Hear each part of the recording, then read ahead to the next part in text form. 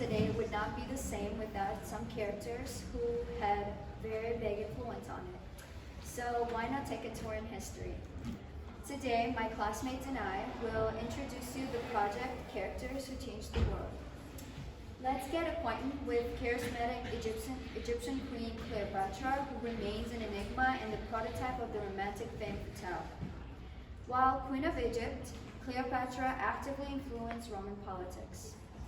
Human rights activist Nelson Mandela, which I am going to introduce, is best known for successfully leading the resistance to South Africa's policy of apartheid in the 20th century by fighting to bring liberty and justice for his people.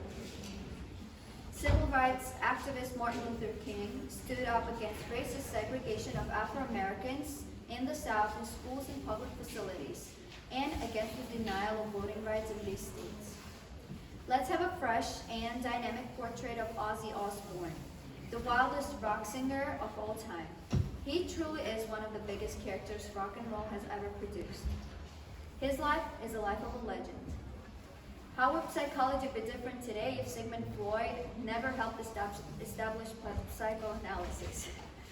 Marie Curie is an icon in the world of modern science. She discovered polonium and radium, championed the use of radiation in medicine, and fundamentally changed our understanding of radioactivity.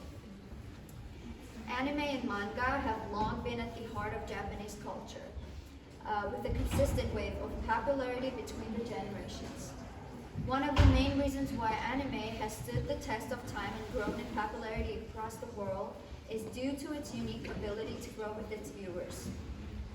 Created by Ai Yazawa, and having sold millions of copies worldwide manga, anime series, and movie, Nana's influence has taken not only Japan, but the world by storm. System of a Down enjoyed success as their first single, Sugar and Spiders, became radio favorites, and the music videos for both singers were frequently aired on MTV. This is not the first time this project was carried out by us, and most of us presented our legends before as well, and are excited to share those presentations with the audience. Now let's take a closer look to each character I briefly introduced.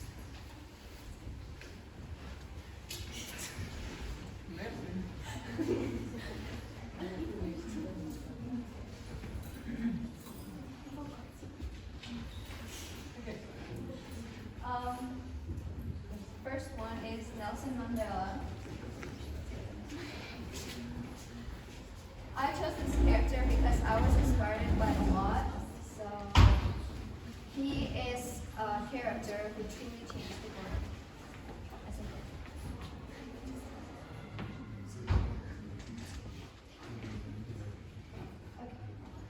Do not judge me by my success. Judge me by how many times I fell down and got back up again. Nelson Mandela. A Peace Nobel Prize winner, nationalist, first black president of South Africa, civil rights advocate, Mandela dedicated his life to fighting against racism and for equality. Apartheid. Apartheid was a system of institutionalized racial segregation that existed in South Africa and Southwest Africa, now Namibia, from 1948 until the early 1990s. The father of modern South Africa. Nelson Mandela showed heroism for his selfless and dedicated acts by fighting to bring liberty and justice for his people and risking his life for the equality of all. He was the first president of South Africa who fought daily to bring liberty and justice to his people. In childhood, hearing the elder stories of his ancestors vowing during the wars of resistance, he dreamed also of making his own contributions for his nation to the freedom struggle of his people. Mandela's first step to get politically involved was joining the African National Congress in 1948 and helped to form the ANC Youth League. He married, had 2 sons and 2 daughters, divorced in 1958.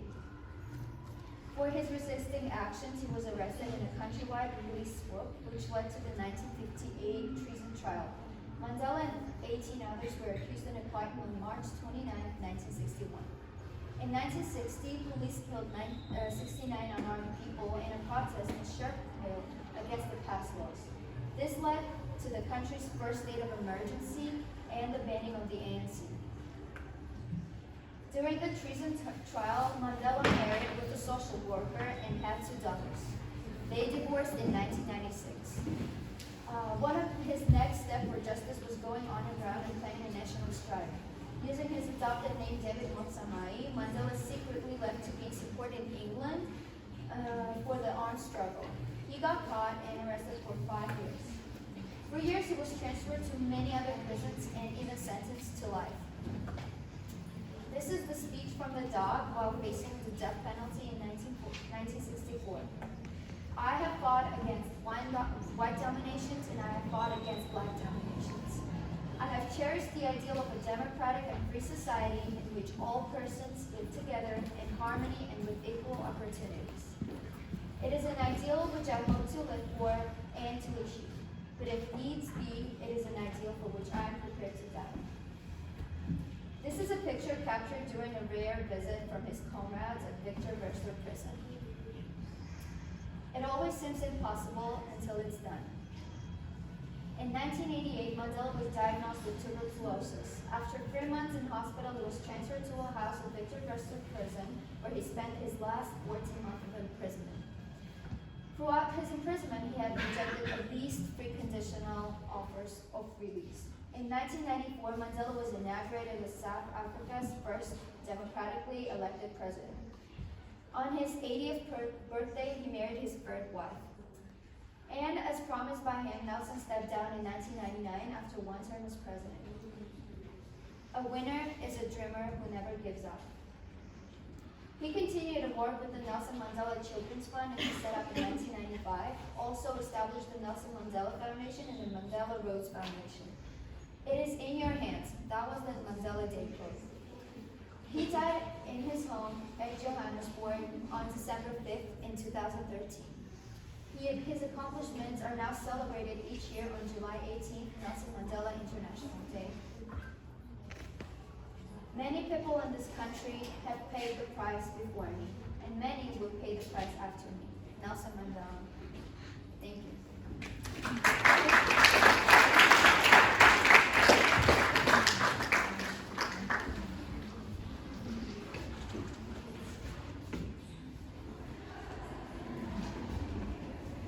Hello everyone, I'm Yone, and today I'm going to present my second presentation, which is about Martin Luther King Jr. Martin Luther King Jr. was a social activist and Baptist minister who played a key role in the American Civil Rights Movement. He sought equality for African Americans, the economically disadvantaged, and every other victim of social injustice. He was the leader of watershed events such as the Montgomery bus boycott and the March on Washington. He also won the Nobel Peace Prize in 1964 and is celebrated every year on Martin Luther King Jr. Day, which has been a U.S. holiday since 1986. I will start by telling you about the Montgomery bus boycott. So, the King family had been living in Montgomery for less than a year when the highly segregated city became the epicenter of the struggle for civil rights. And on December 1st in 1955, Rosa Parks, who was also a very well-known American activist, was arrested because she refused to give up her seat for a white passenger. And activists coordinated a bus boycott, which went on for 381 days. This is Rosa Parks on the Montgomery bus. After this event, Martin Luther King became a target for white supremacists, and on September 20th in 1958, Isola Ware Curry walked into a Harlem department store where King was signing books and asked him, "Are you Martin Luther King?" And when he said yes, she stabbed him, but the attempted assassination only reinforced his dedication to nonviolence, and He said, I quote, "The experience of these last few days has deepened my faith in the relevance of the spirit of nonviolence if necessary social changes peacefully to take place." Next. And about March on Washington, Martin Luther King Jr. Worked with a number of civil rights and religious groups to organize March on Washington for jobs and freedom, a peaceful political rally, and it was designated to shed light on the injustices Black people went through. And it was held on August 28th in 1964 and attended by from 200,000 to 300,000 participants. And it's most famous for King's famous speech, which is "I have a dream," and I'm going to show it to you now.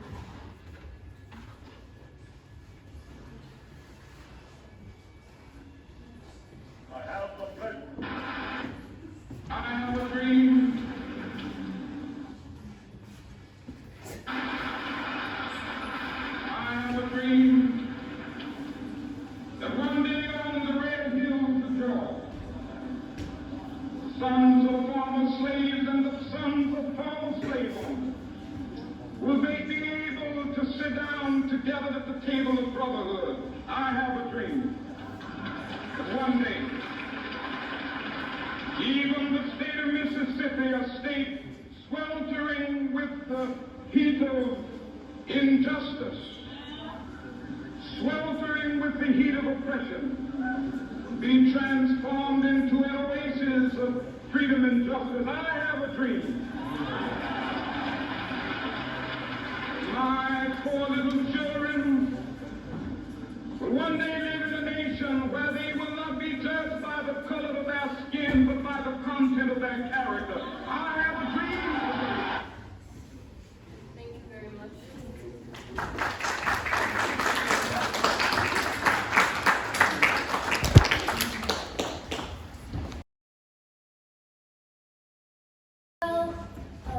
Hello everyone.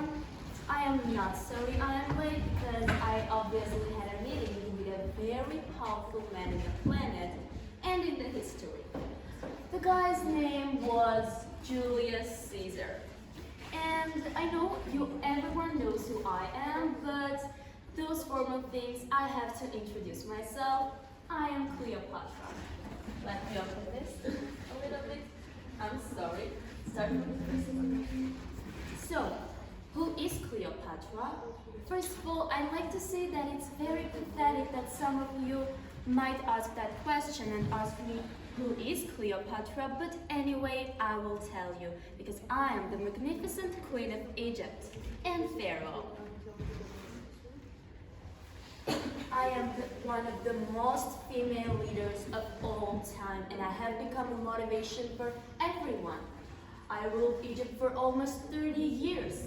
By trading with Eastern nations, especially Arab nations, I built up Egypt's economy, bolstering her country's status as a world power.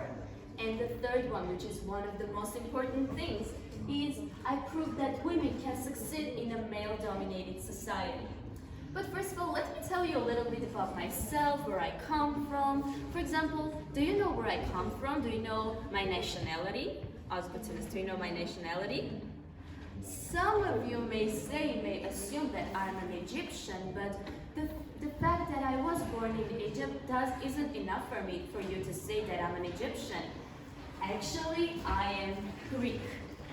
While I was born in Egypt, I was also traced my family origins to Macedonia, Greece, and Ptolemy I Soter, one of Alexander the Great's generals. So my father was Ptolemy I Soter. What about my family? Well, some of you may know the thing which is called incest. Let me show you that. I had to have love affairs with my brothers. I know that sounds weird, but that's what I had to do because I had to keep my blood pure. And I married 2 of my brothers. And then they became my husbands, but not everything was successful in our family because they eventually decided to announce a war against me, the powerful Cleopatra. And when they, this is my, no, no, no. This is my brother. Remember his face because he announced a war against me and underestimated my powers and underestimated my intelligence, my beauty, and he thought that I wouldn't be a great queen. Okay, I proved him wrong, but we'll get to that. Let's continue. Then, when he announced a war against me, I started thinking, what should I do? And then I came to the realization, why don't I just call someone who is very powerful in history, the Roman Emperor? And yeah, I'm also very sly. I used my creative thinking. I wrapped myself in a carpet and went to Julius Caesar. Julius Caesar, if you know this. And I went to him, and then he fell in love with me. And I won't tell you the next step, I'm leaving it to your imagination. But eventually, I was exiled into Syria, formed an army on the Egyptian border. With the help of Julius Caesar, I returned back to power in Egypt. So, thank you. Let's continue. No, it's not over yet. My history is not over yet because I've had a very great experience and it's very interesting also. The death of Mark Antony. So I had a very adventurous love life, as you can see. I had Julius Caesar, I had my brothers, but then when Julius Caesar was dead, he passed away eventually. I saw that I had his son, and I wanted my son to be the heir of Roman Empire. And I said, no, my son must be the Roman emperor, the next Roman emperor. But then some guy called Octavian came and stood on my way, and he decided to become the Roman emperor. He had that audacity. And then what did he do? I realized that he had a very powerful opponent called Mark Antony. And you can guess already, he fell in love with me. I was very beautiful at that time, and now too. So, the death of Mark Antony in Cleopatra's arm. This is him dying in my arm. That was a very sad story. How did we come to that? You're probably wondering how I ended up in that situation. I will say that my Mark Antony wasn't that powerful as he seemed, and then he was defeated by that Octavian, the guy from the Roman Empire. And then he couldn't handle that defeat, he couldn't handle the humiliation that he lost that war, and he decided to commit suicide, to take his life away. But he failed in that too as well, and he couldn't die, but eventually died in my hands. Sad. Let's continue. I was so in love with Mark Antony.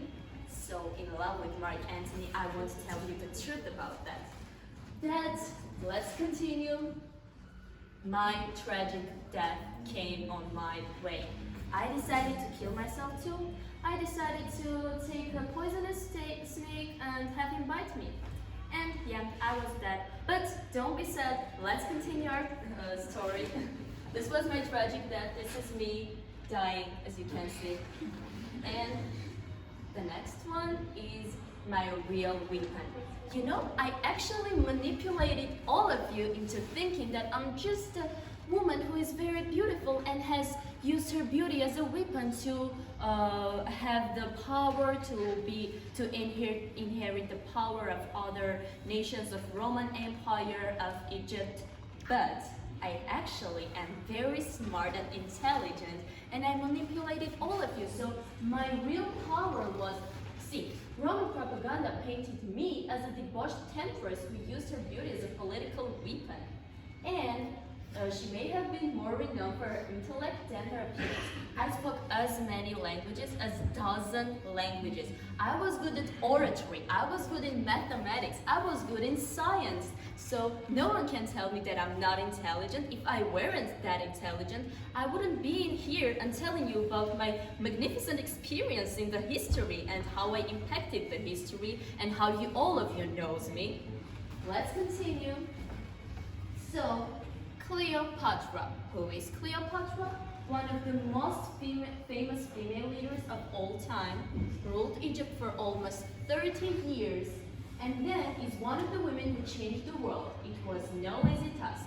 My political, social, and negotiation skills excelled both myself and Egypt amongst many internal and external battles in a male-dominated society. I became a motivation to you, and I changed the world. Thank you very much.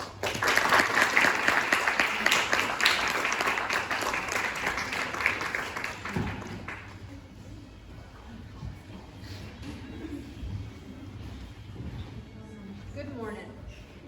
As we know, psychology is one of the most popular and widely used fields of science. It is not only used on its own, but is also very popular among some science fields, including politics, marketing, and even criminology, and other fields like that. But it was not always this way. Actually, psychology only became a famous field of science in mid-90s, and we owe it to Sigmund Freud. So today I'm going to be Sigmund Freud. I was born on 1856 on some part of Austria that now belongs to Czech Republic. But my whole further life I lived and worked as a neurologist in Vienna, which is now the capital of Austria. And I lived there from 1886 to 1938. My whole life belonged to Austria, but my original nation was Jewish. And because of that, the last year of my life, I ran for my life from Austria and died eventually in 1939 in United Kingdom. All right, but let's talk more about my achievements. First of all, I was the first person to ever claim that psychopathological illnesses are not a subject of physical matter, but a psychotic disorders. Then I was the first person to ever claim the existence of such things as subconscious mind, unconscious mind, ego, superego, id, and repressed thoughts. I was the original founder of nowadays the most popular therapeutic method, which is the psychoanalysis, and now it is widely used all over the world, but during the time I invented it, it was highly criticized and judged, not only by my peers, but also it was judged to the point of being called absurd. Right now, it is one of the most popular therapeutic methods, which includes talking to the patient in form of dialogue. But during that time, because of the dialogue, I was judged in using suggestion, which is a manipulative technique used by many psychiatrists to pursue their patients in having psychotic disorders, which actually they don't have. But my later works proved that wrong, because I always highly criticized suggestion. Right now, let's stop further talking and let's watch a psychoanalysis session. Please come in. Good morning and welcome to my office. Hello. What brought you here? I am medical, but actually my wife has brought me here. I love Sharon. So this is not your decision to be here. No. All right. Please, for further diagnosis, tell me a little bit about yourself. Well, I am Ozzy Osbourne. You may know me as the man who just sings in Black Sabbath, but actually I have done many other crazy things. For example, once I accidentally ate a live bat. I bit the head off of it. And I've also done drugs and alcohol for more than 40 years, but I'm still alive and my fandom is very surprised about it. But the reason is that I'm a genetic mutant. And my body actually can release some proteins that can help me to dissolve alcohol very easily. So that's the main reason why my liver hasn't exploded yet. Well, I've also been in many other accidents, and with my wife Sharon, I've also created the show The Osbournes, which you could watch on MTV. It has ended now, unfortunately. And I'm also the founder of Ozfest, which is, well, as you can see, it has my name, but actually I played there only a few times, but still.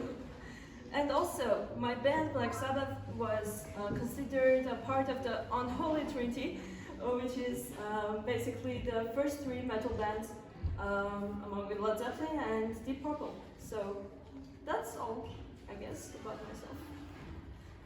What do you think is your problem? I don't know. Well, I have dyslexia. That's the first problem. And I was also bullied as a child. So you think your problem started from your early childhood? Well, yes, I think they started in my childhood, but they are continuing until now. Because, like, for example, because of alcohol, I tried to kill my wife once I was drunk. I broke in the window of my neighbor's house. I've been in an ATV accident because of being drunk again. Lots of them. Yeah. When did you start drugs? What made you consider it? I don't know. All right. That's going to be a huge therapeutic stuff to do with you. So let's end it for today. I want you to come here every third day of the week for a 2-hour session. And I need to prescribe you hypnotics, which you need to take once each day, skipping a day. All right.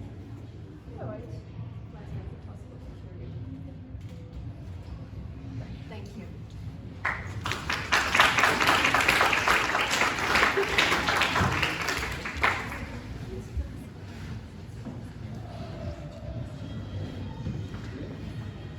I am not a psychologist nor Cleopatra, but I want to present you someone, in my opinion, much more important. Presenting you Marie Curie, a physicist and chemist who was born in Poland in the 18th century. Unluckily, most of the family members died. She was the best student of her class, even though she lived in terrible conditions. Her country was occupied, her sisters were in danger, her mother died, but she was determined, she wanted to study, and she wanted to good for humanity. So she became a part of one of the best universities in Poland, and after went to Paris. She's, well, it's a small spoiler, but she's also the person who discovered many radioactive substances and did huge research on radiation itself. In Paris, Marie met Pierre Curie, a young physicist who she fell in love with and then married. They had 2 daughters, but unluckily, Pierre died too. Yeah. He was run over on the street, not the best kind of death for a physicist. But Marie didn't fall in depression, she continued her research and studies. Marie and Pierre together who made huge discoveries such as polonium. No, more.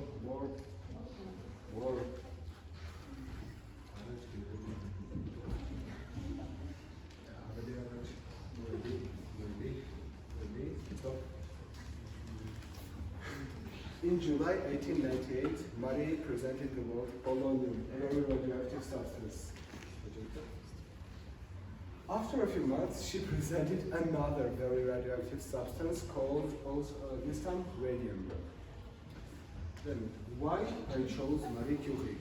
There has to be a reason, right? Marie won the Nobel Prize in Physics. She was one of the unique people in that time, because there was huge depression, there was war, so doing scientific research was a tough thing. And she also won a Nobel Prize in Chemistry after 8 years.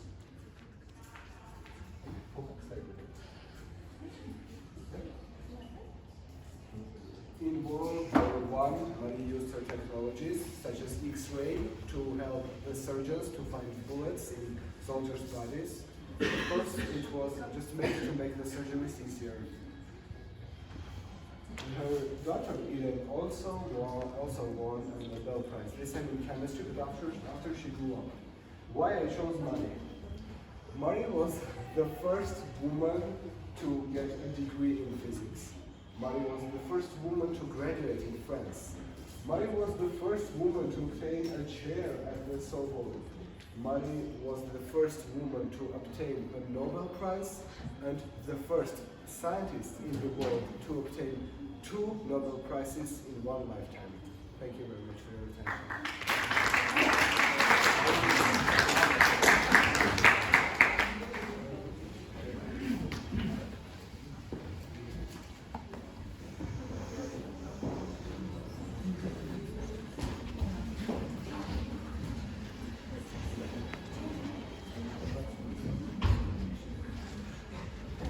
System of a Down is an Armenian band.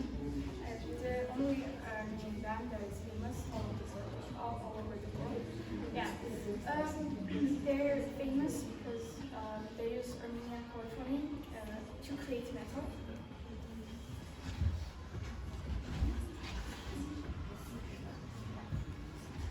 This is Serge Tankian. He's the main vocalist. In 2006, he was ranked number 26 on Hit Carter list of top 100 heavy metal vocalists. His vocal range is 4.2 octaves. Yeah, that's a lot.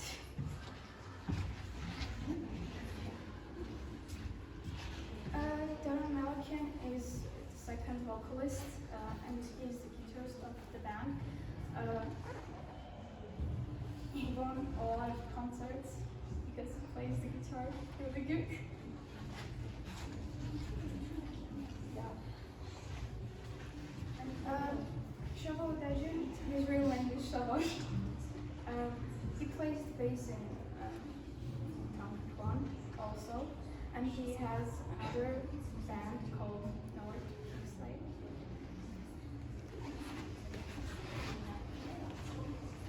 John Donovan is the drummer. He played like the drums since the age of 2, by mimicking how his father played. Their first album was released in 1998.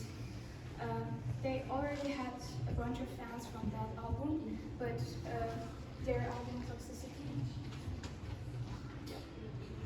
who was released in 2001, was the one that they made them famous. A lot of fans consider this album as their best album. In early 2002, medium quality MP3 of the album were released on the internet under the name of Toxicity 2. The band issued a statement expressing disappointment that fans were hearing material that was unfinished, and they worked to release completed, better quality version of the album. They were mad and named it Still This Album, ironically. Yeah. Mesmerize was released in 2005. Serge Tankian didn't really want to release it because he was tired of the band. So main music from here wrote Daron Malakian. But like 6 months later, they released Hypnotize. That was like a double album. That was Daron's idea. But I made a video, you can check it out, but I won't show it here. Their songs have really deep meanings. Like, no. Not ever.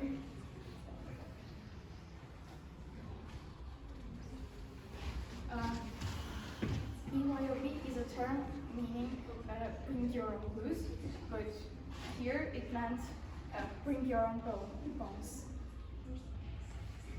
The lyrics means like every time you drop the bomb, you kill the god. The song, like the party, is basically a war where young people die for the whim of power. And for example, Holy Mountains. Yeah, Holy Mountains is about Armenian genocide. Like 1.5 million Armenians were killed, raped, tortured during World War II. Ours is the river Arax. Yeah, in 2015, Holy Mountains was the opening song for their concert in Armenia.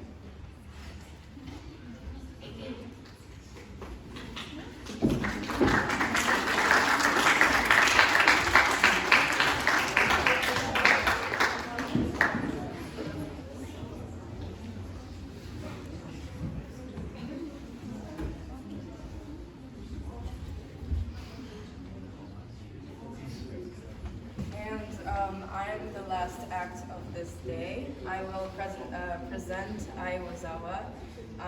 She changed the world with her writings of manga and anime. If you don't know what manga and anime is, let me shortly tell you what it is about. Manga is a comic book, some type of comic, but it's a Japanese comic, and it's all hand drawn and written and then published, and when mangas are really popular they make it into an anime. It's yeah.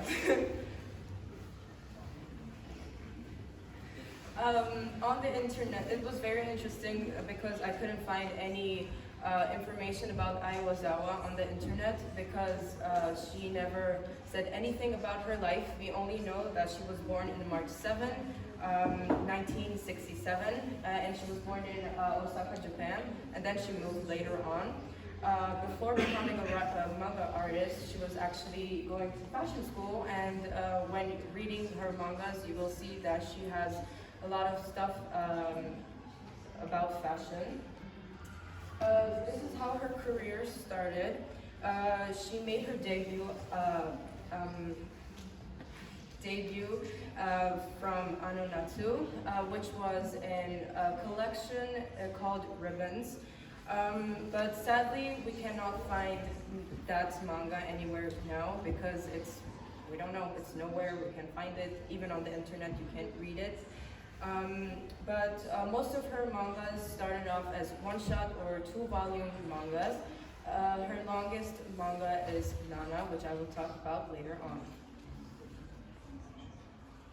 Her early success started with I'm Not an Angel, and it's about high school student council, which I honestly have not read this, but after researching I will. She started and it was very popular, and actually they wanted to make an anime from it, but they didn't. Honestly I cannot pronounce the name, so then she started working on this project, which was one of her biggest projects at that time. And actually she has a sequel to this, which is called Paradise Kiss.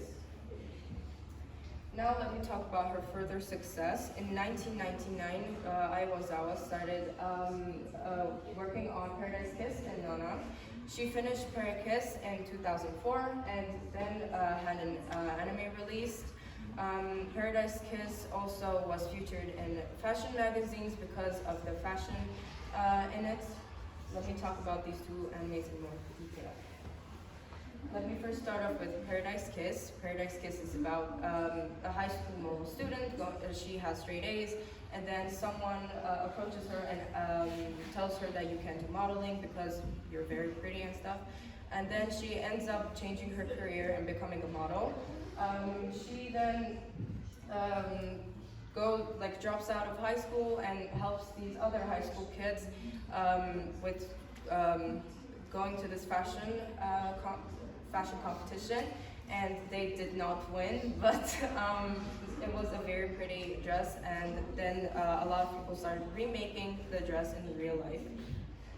Let me end this presentation with Nana, the Tragically Unfinished Girl comic, which, as I said, Nana is the longest series that Ai Wazawa has ever written. Because of her illness, she couldn't finish this manga, but she now works on different projects, but she is not finishing this manga. This manga is about two girls meet on a train, and they're going to the same place. They're going to Japan, they're moving to Japan. One is going for their music career to have more success, and the other one is going because her boyfriend's there. And there are a lot of problems going on in this manga. Like, let's say everything that happens in the manga is something that will happen in real life, because anime tends to people, when you talk about anime, they're like, oh, like magical fantasy and something that wouldn't happen in real life. But Ai Wazawa changed that in her manga. That's how it started. It's about, as I said, two girls. They have problems. They try to find the solution of their problems together. And as I said, it's not finished, so we don't know how this manga finishes. In 2006, the anime was released, and honestly, not a lot of people know about it. As I said, this is more of a musical and fashion thing. Vivienne Westwood was also included in all of her animes because she is a big fan of Vivienne Westwood. And so there were two kinds of bands in Nana. One was Blackstone, which is an actual band now, and the other one was Trapnest, it is also a band. They both have their own music, and you can go listen to it on YouTube, Spotify, anywhere. Let me end this with some of her quotes. People like hurting each other, but loving is never a waste. Many things happened in my life that I thought they changed me. But in the end, nothing has changed since I was 17. If I could keep today's happiness, I could worry about tomorrow. I wasn't really able to love someone, but I couldn't help but want to be loved. And that's a long one. So she has a lot of quotes, more about love and depression and other stuff, but this is how I'm going to finish my presentation. Thank you so much for listening.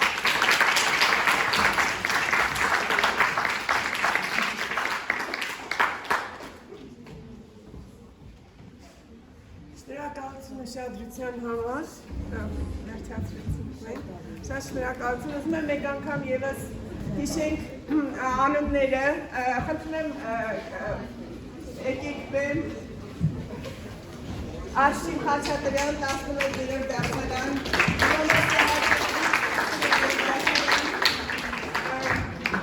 Լուսի Ղարիբյան, 11-րդ դասարան,